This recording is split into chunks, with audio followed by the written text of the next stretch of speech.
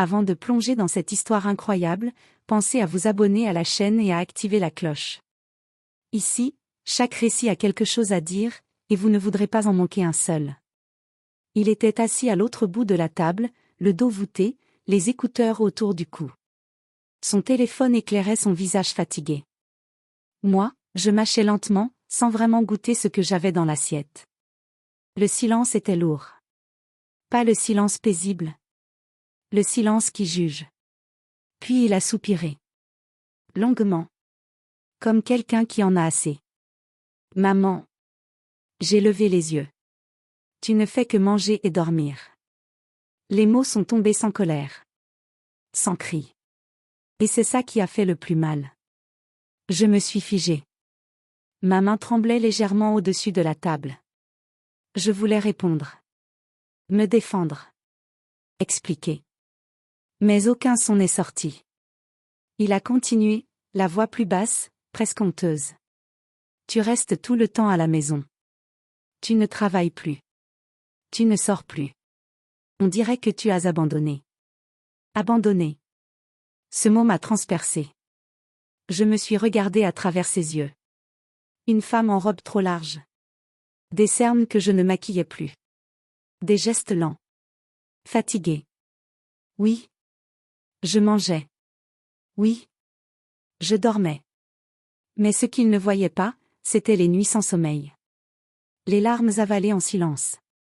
Le combat invisible pour simplement tenir debout chaque matin. Il s'est levé brusquement, a attrapé son sac.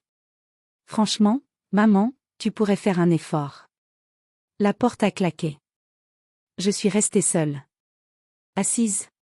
Face à une assiette à moitié pleine. Et pour la première fois, une pensée terrible m'a traversé l'esprit. Et s'il avait raison? Ce soir-là, quelque chose s'est brisé en moi. Mais c'est aussi ce soir-là que tout a commencé. Avant d'être cette femme fatiguée que mon fils ne reconnaissait plus. J'étais tout son monde. Je me levais avant l'aube, quand la ville dormait encore. Le réveil sonnait à 5 heures. Parfois à 4h30. Je n'appuyais jamais sur snooze. Je travaillais dur. Trop dur. Un premier emploi le matin. Un autre le soir. Entre les deux, je courais. Courses, repas, devoirs, lessive, rendez-vous. Je voulais qu'il ne manque de rien. Surtout après le départ de son père. Quand cet homme est parti, il a laissé derrière lui un silence glacial. Pas d'explication. Pas d'excuse. Juste une porte qui se ferme, encore une. Ce jour-là, j'ai promis quelque chose en silence. Mon fils ne paiera jamais le prix de cet abandon.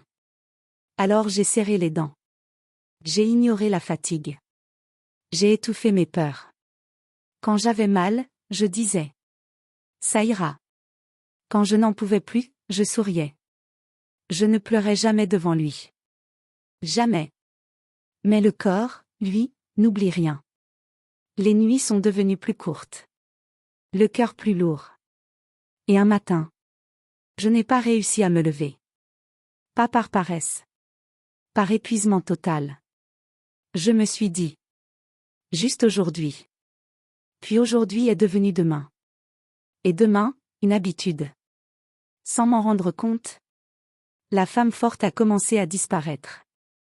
Et mon fils, lui, ne voyait que le résultat. Pas le combat. Pas les sacrifices. Pas les années à se battre seule. Seulement une mère. Qui mangeait et dormait. La dépression ne frappe pas comme un accident.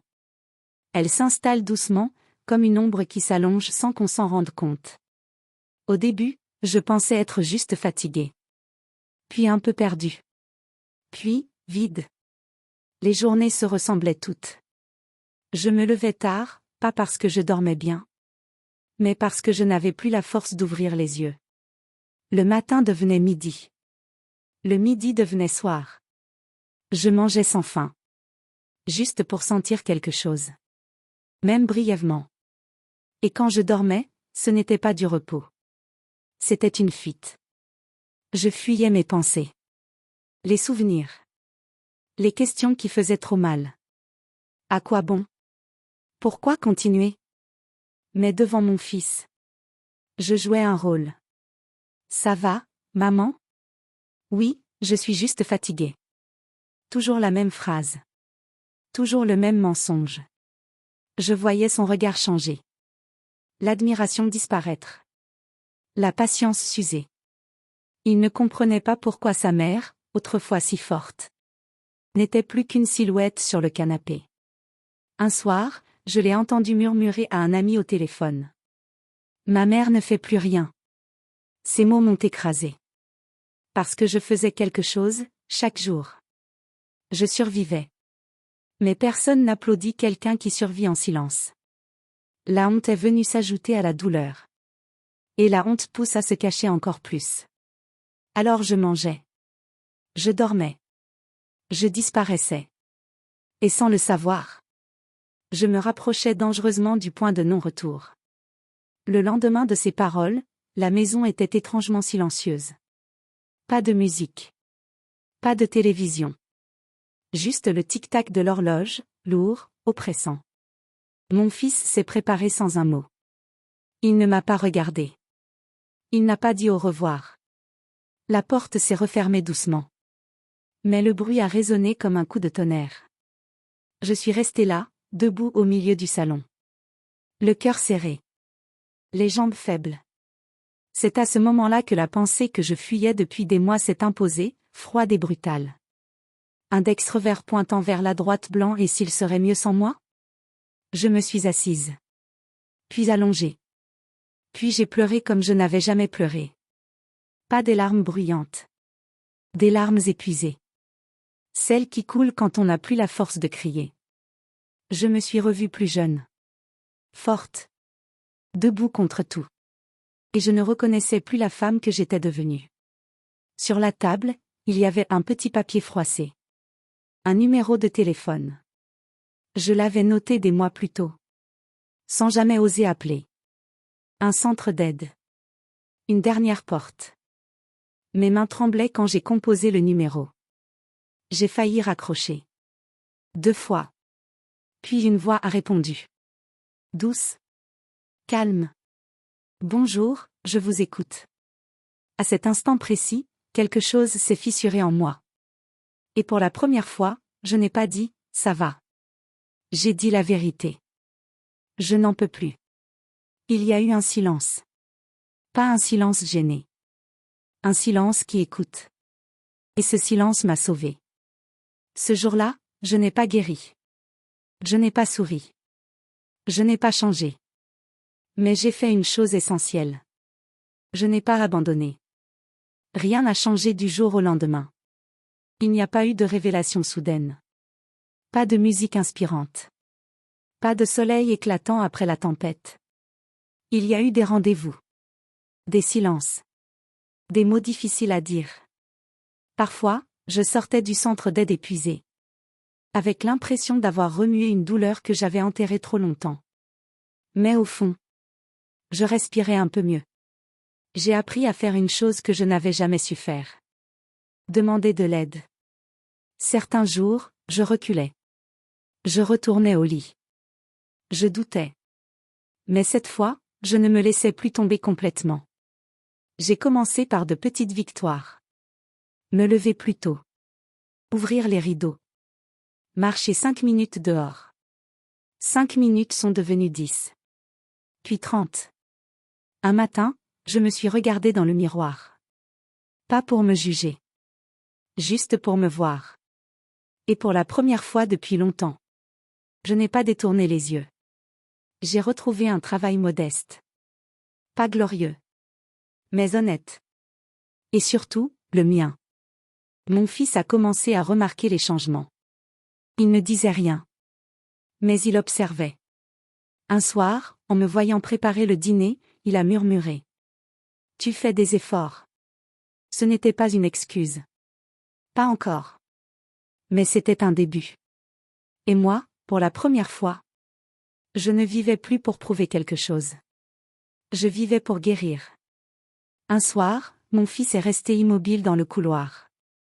Il tenait quelque chose dans ses mains. C'était un dossier. Des papiers que je n'avais jamais rangés. Des comptes rendus.